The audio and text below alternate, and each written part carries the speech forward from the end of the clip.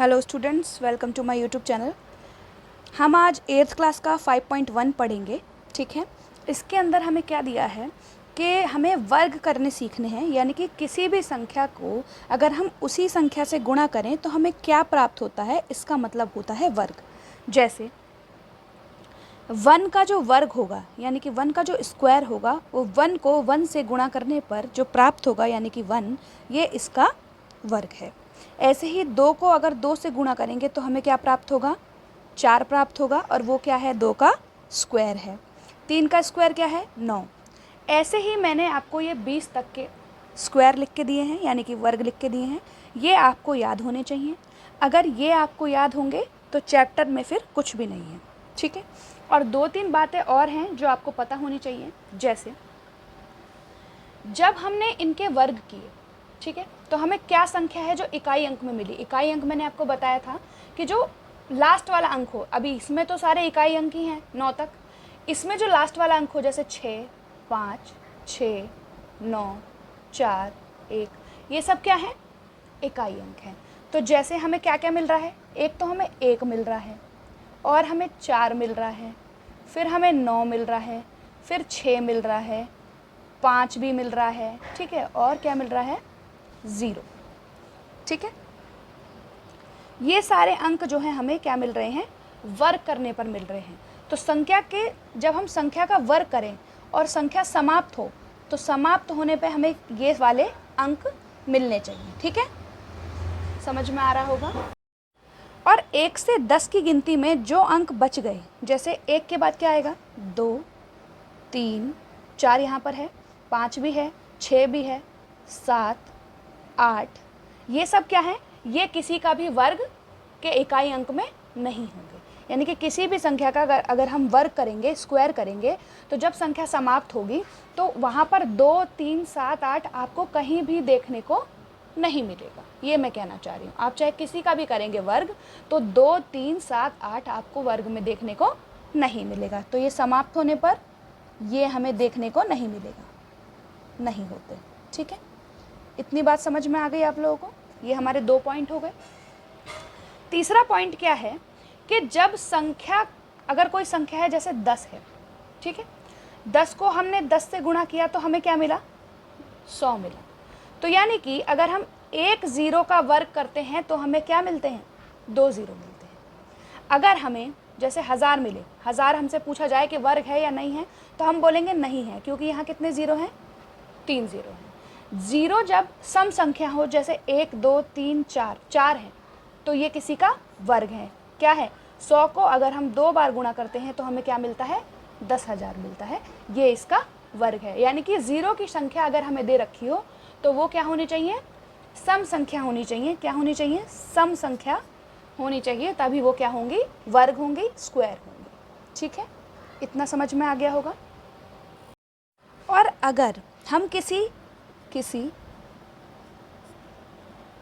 सम संख्या का वर्ग करें,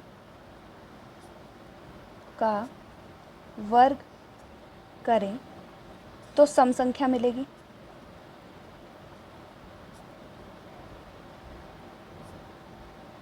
और अगर किसी विषम संख्या का वर्ग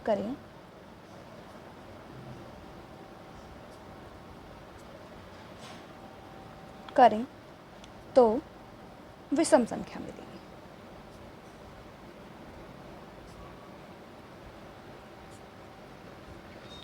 कहने का मतलब ये है कि जैसे हमने 2 का वर्ग किया तो 4 मिला, ये भी सम है, ये भी सम है। 4 का वर्ग किया, 16 मिला, ये भी सम है, ये भी सम है। 6 का वर्ग किया, 36 मिला, ये भी सम है, ये भी सम है। किसी विषम संख्या का 1 का अगर हम स्क्वायर करते हैं तो हमें क्या मिलता है, 1, ये भी विषम है और ये भी विषम है। 3 का स्क्वायर करते हैं तो क्या मिलता है, 9, ये भी विषम है, तो ये भी विषम है। ठीक है, बाकी आप इसका स्क्रीनशॉट ले लीजिए और कॉपी में उतार लीजिएगा। ये आपको याद होने चाहिए। जब ये आपको याद होंगे तभी आप चैप्टर कर पाएंगे। ठीक है, और ये बातें जो मैंने आपको बताई है ये आपको ध्यान में रखनी है। अब हम क्वेश्चन नंबर 1 की ओर चलते हैं और उसे करते हैं। पहला क्वेश्चन हमें क्या दिया हुआ है, निम्नलिखित संख्याओं के वर्गों के इकाई अंक क्या होंगे। हमें बोला गया है कि ये हमें संख्या दी है, इसका हमें क्या करना है, वर्ग करना है। मैंने आपको क्या बताया था, वर्ग करने का मतलब है 81 का 81 से गुणा करना। ठीक है, हमें क्या जानना है कि इकाई अंक क्या आएगा।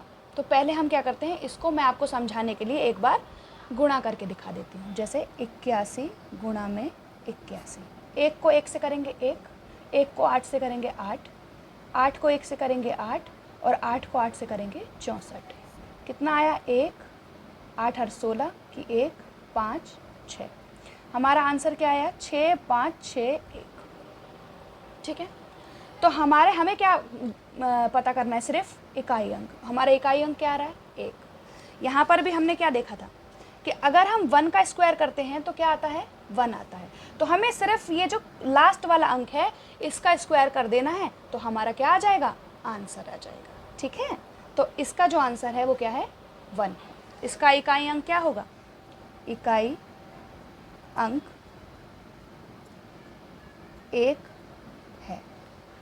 ठीक है, ये पहला का पहला पार्ट था जो हमने कर दिया। अब हम दूसरा करेंगे। दूसरा क्या दिया है हमें, 272 का हमें क्या करना है, वर्ग करना है। और हमें क्या निकालना है, इकाई अंक। तो इकाई में क्या है, 2 है। 2 का स्क्वायर क्या होता है, 4 होता है। यानी कि इसका जो वर्ग का इकाई अंक है वो 4 है। ठीक है, हो गया। थर्ड हमें क्या दिया है, 799 का वर्ग निकाले। तो हम क्या करेंगे, सिर्फ पीछे वाली संख्या का वर्ग निकालेंगे। 9 गुणा में 9 कितना हो जाता है, 81। तो हमारा इकाई अंक क्या आया, 1 आया। यानी कि वर्ग का इकाई अंक 1 है। हो गया।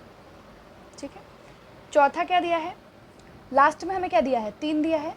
तो 3 गुणा में 3 क्या हो जाता है, 9 हो जाता है। यानी कि वर्ग का इकाई अंक 9 है।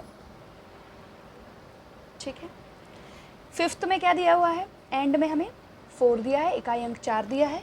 तो 4 गुणा में 4 क्या होता है, 16।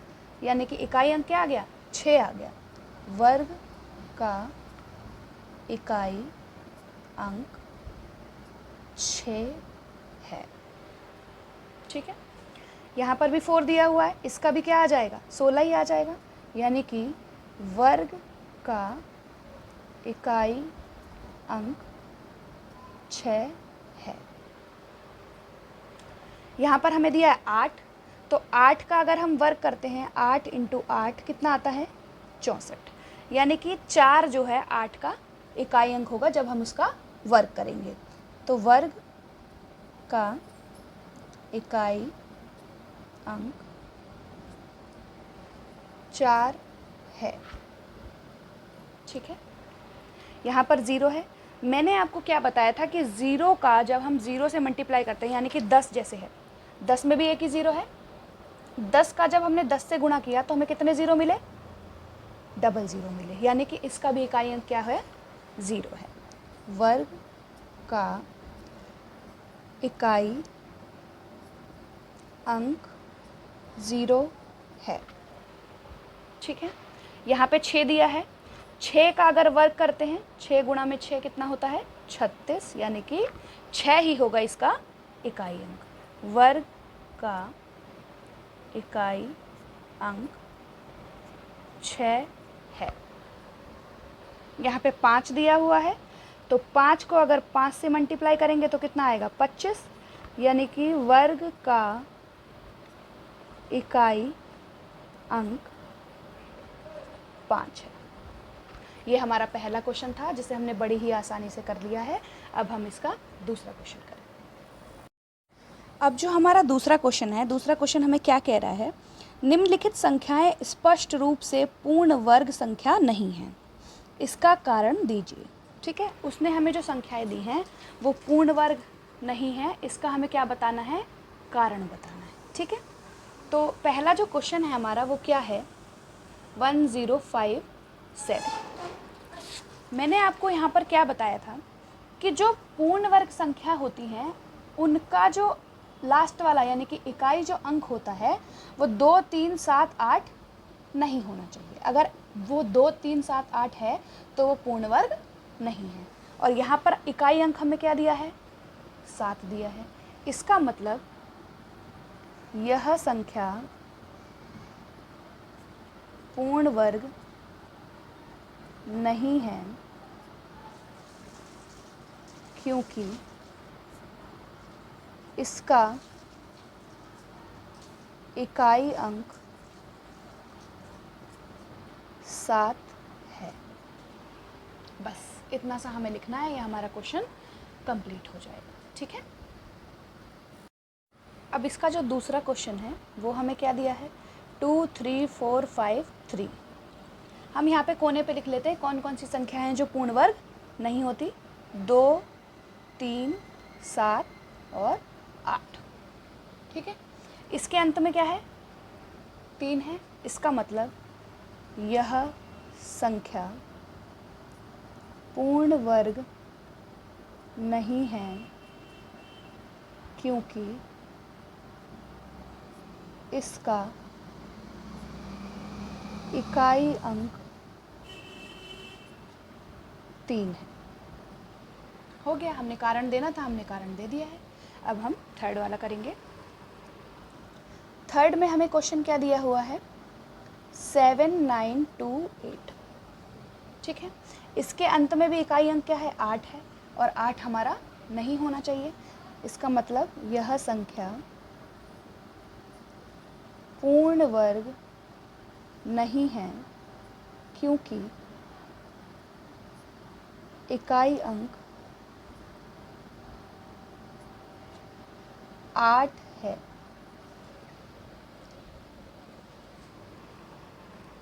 इसके बाद फोर्थ करते हैं। फोर्थ में हमें दिया है 2, 2, 2, 2, 2। ठीक है। 6 बार 2 दिया हुआ है। 2 भी हमारा इकाई अंक में नहीं होना चाहिए, इसलिए हम क्या लिखेंगे? तो हम क्या लिखेंगे? यह संख्या पूर्ण वर्ग नहीं है, क्योंकि इकाई अंक 2 है। ठीक है। अब पांचवा करते हैं। पांचवा क्या है? 6, 4, 0, 0। ठीक है। इसमें हमें क्या दिया हुआ है? जो शून्य दिए हुए हैं वो कितने दिए हुए हैं? 3 दिए हुए हैं। और मैंने आपको क्या पढ़ाया था कि जब भी हम शून्य का वर्ग करते हैं तो हमें क्या मिलते हैं? सम संख्या में शून्य मिलते हैं। जैसे हमने 10 का करा तो 100 मिला। ठीक है। 100 का करा तो 10,000 मिला। यहाँ पर 4 0, यहाँ पर 2 0, 3 0 अगर हैं तो वो संख्या किसी भी संख्या का वर्ग नहीं है। तो हम क्या लिखेंगे? क्योंकि शून्यों की संख्या सम नहीं है,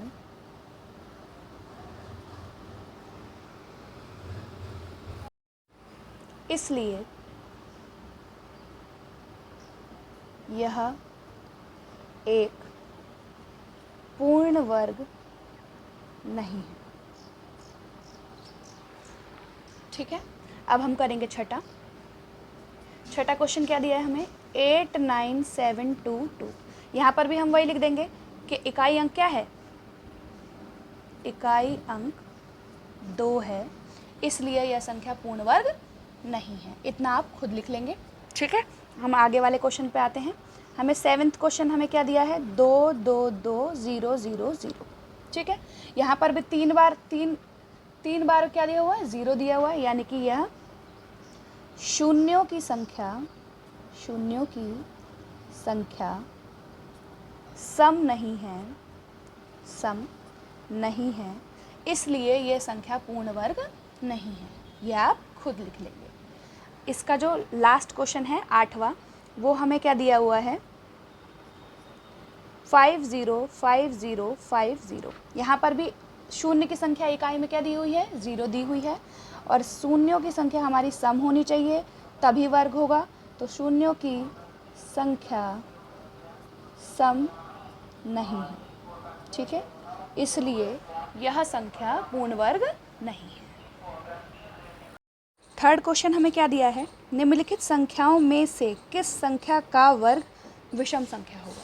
तो मैंने आपको क्या बताया था, मैंने जो आपको पॉइंट्स बताए थे उसमें जो सबसे लास्ट पॉइंट था वो क्या था, किसी सम संख्या का वर्ग करें तो सम संख्या मिलेगी, यानी कि 4 का वर्ग करेंगे तो 16 मिला, दोनों ही क्या हैं, सम हैं। सम का मतलब होता है जो 2 के टेबल में आते हैं, और विषम का मतलब होता है जो 2 के टेबल में नहीं आते, ठीक है। और अगर किसी विषम संख्या का वर्ग करें तो विषम संख्या मिलेगी, ठीक है। तो यानी कि जिसके भी इकाई अंक विषम हैं, ठीक है, वो उनके वर्ग हम करेंगे तो हमें क्या मिलेगा, विषम संख्या मिलेगी। उसने हमसे यही पूछा है, तो हम लिख देंगे कि पहला यानी कि 431 और तीसरा यानी कि 779 का वर्ग एक विषम संख्या होगा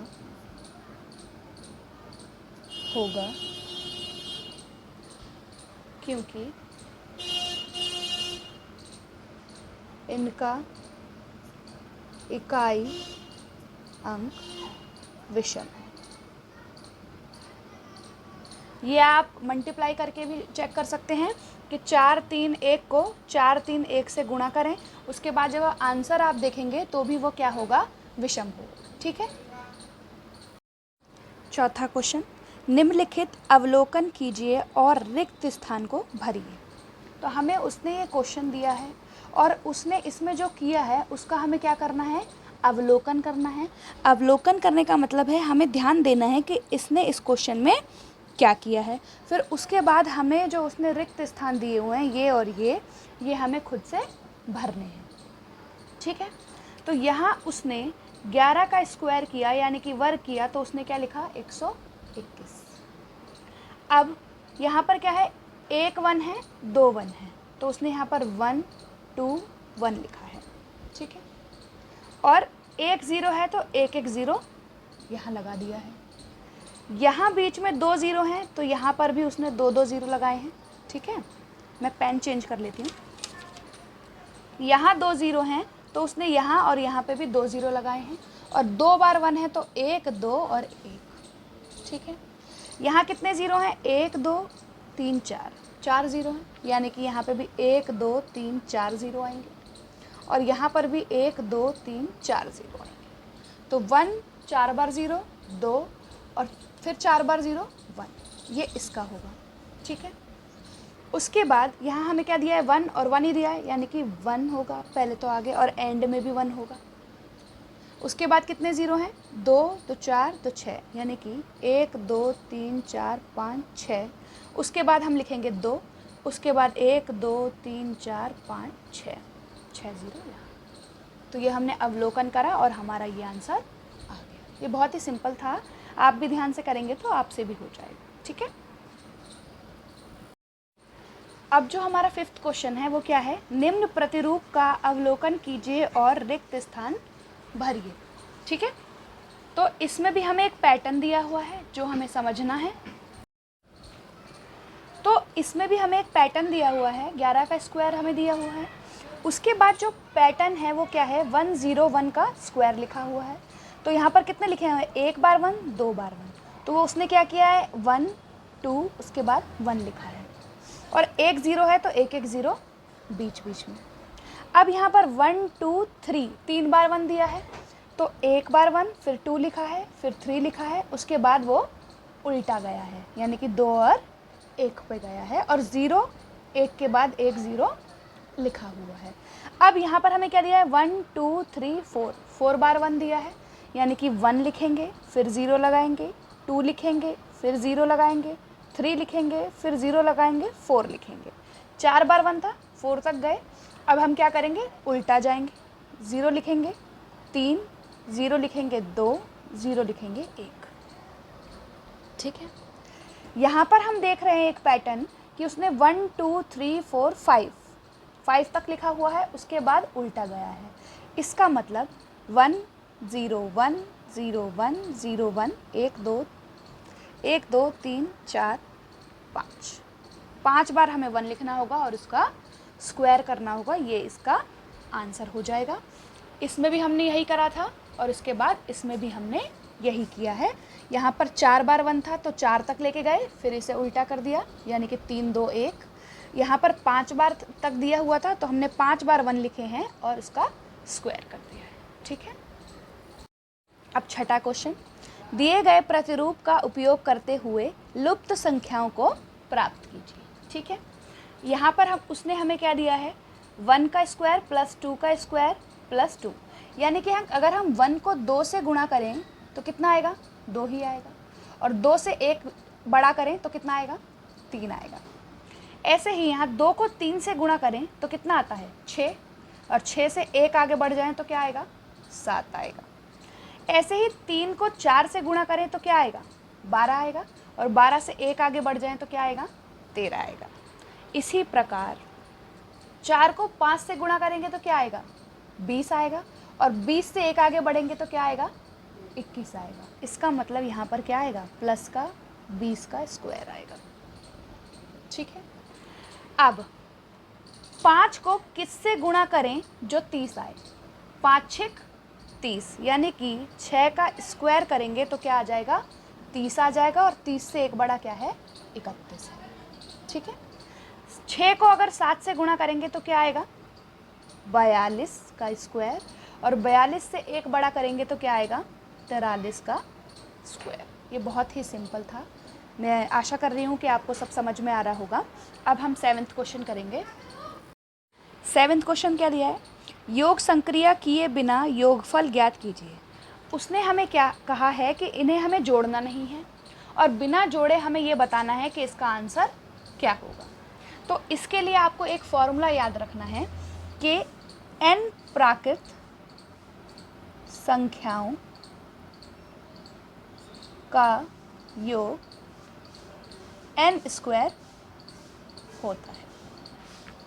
ठीक है, यानी ये सारी क्या है, हमारी प्राकृत संख्याएं हैं, 1 से शुरू हो रही हैं, और सारी क्या है, विषम है, सॉरी n प्राकृत विषम संख्या, यहाँ पर आप विषम जोड़ लें। n प्राकृतिक विषम संख्याओं का योग n स्क्वायर होता है, यानी कि हम इन्हें जोड़ेंगे, 1 2 3 4 5, कितनी संख्या दी हुई है, 5। 5 का अगर स्क्वायर करेंगे तो क्या आएगा, 5 5 25। अगर अब आपको लग रहा है कहीं हमारा आंसर गलत ना हो तो आप इसे जोड़ के भी देख सकते हैं। जैसे 1 और 3 कितने हो गए, 4, 4 और 5 9, 9 और 7 16, 16 और 9 25। ठीक है, ऐसे हम बाकियों में भी स्क्वायर का फॉर्मूला लगाएंगे और हमारा आंसर आ जाएगा। बी में हमें कितनी संख्याएं दी हैं, 1 2 3 4 5 6 7 8 9 10। तो 10 का स्क्वायर क्या होगा, 10 गुणा में 10 100 हो जाएगा। ठीक है, 1 2 3 4 5 6 7 8 9 10, 10 ही। ठीक है, इसके बाद थर्ड करते हैं, 1 2 3 4 5 6 7 8 9 10 11 12, 12 का स्क्वायर यानी कि 12 गुणा में 12 क्या होगा, 144 होगा। ठीक है, ये हमारा 7वां क्वेश्चन था। अब हम 8वां करते हैं। 8वें क्वेश्चन में हमें क्या दिया है, उसने 49 को 7 विषम संख्याओं के योग के रूप में लिखिए। जो हमने अभी पीछे वाला क्वेश्चन किया, ये वाला, ये उसका बिल्कुल उल्टा है। मतलब अब हमें क्या करना है, योग करके आंसर निकालना है। पीछे वाले में उसने हमें मना किया था योग नहीं करना, तो हमने फॉर्मूला लगाया था। इसमें हमें क्या करना है, योग करना है। 7 का स्क्वायर क्या होता है, 49 होता है। अब ऐसे ही हम 7 विषम संख्याएं लिखेंगे, जैसे 1 + 3 + 5 + 7 + 9 + 11, 1 2 3 4 5 6 7। इन्हें जोड़ना है और जोड़ के हमारा आंसर 49 आना चाहिए। तो हम क्या करेंगे, 3 और 1 4, 4 और 5 9, 9 7 16, 16 और 9 25, 25 और 11 36, 36 और 13 कितने हो गए, 36 और 13 49। ठीक है, समझ में आ रहा होगा। ऐसे इसका दूसरा पार्ट है, 121 को 11 विषम संख्याओं के योग के रूप में लिखिए। तो 11 का स्क्वायर क्या होता है, 121 होता है। अब हमें क्या लिखनी है, 11 विषम संख्याएं लिखनी है। तो 1 + 3 + 5 + 7 + 9 + 11 + 13 प्लस 15 प्लस 17 प्लस 19, 1 2 3 4 5 6 7 8 9 10 11 21। ठीक है, अब इन्हें हम जोड़ देंगे। यहाँ तक हमारा कितना आ रहा था, 13 तक हमने जोड़ा था, हमारा कितना आ रहा था, 49 आ रहा था। 49 में अगर हम 15 जोड़ें,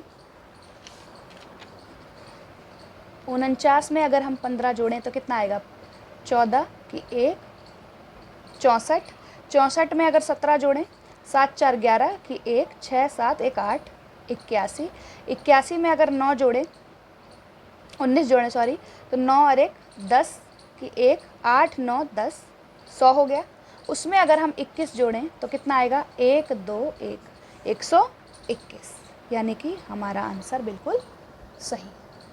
ठीक है, अब हम 9th की ओर बढ़ते हैं। 9वें क्वेश्चन में हमें क्या दिया है, निम्नलिखित संख्याओं के वर्ग के बीच में कितनी संख्या है। इसका कहने का मतलब ये है कि वो हमसे ये पूछ रहा है कि जैसे हमने 4 का स्क्वायर किया, फिर 5 का स्क्वायर किया, तो 4 को अगर 4 से गुणा करेंगे तो कितना आएगा, 16, और 5 को अगर 5 से गुणा करेंगे तो कितना आएगा, 25। तो इनके बीच में जो संख्याएं हैं, जैसे 17 18 19 20 21 22 23 24, ये कितनी संख्या है, 1 2 3 4 5 6 7 8। ये जो 8 संख्याएं हमने निकाली हैं वो क्या है, वो ये जानना चाह रहा है हमसे। तो इसको अगर हम इन क्वेश्चनों पे करेंगे तो वो बहुत ज़्यादा हो जाएगा और बहुत मेहनत करनी पड़ेगी आप लोगों को। तो इसके लिए क्या है, एक नियम है कि n का स्क्वायर, n क्या है, जो पहली संख्या है, ठीक है, n का स्क्वायर और n प्लस 1 यानी कि 12 प्लस 1 करेंगे तो कितना आएगा, 13।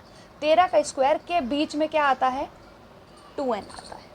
तो पहले क्वेश्चन का आंसर क्या होगा, 12 इंटू 2, 2n है, यानी कि 2 को n से गुणा करना है। n क्या है, हमारी पहली संख्या, ठीक है। तो आंसर क्या हो जाएगा, 12 दूनी 24 संख्या है, ठीक है।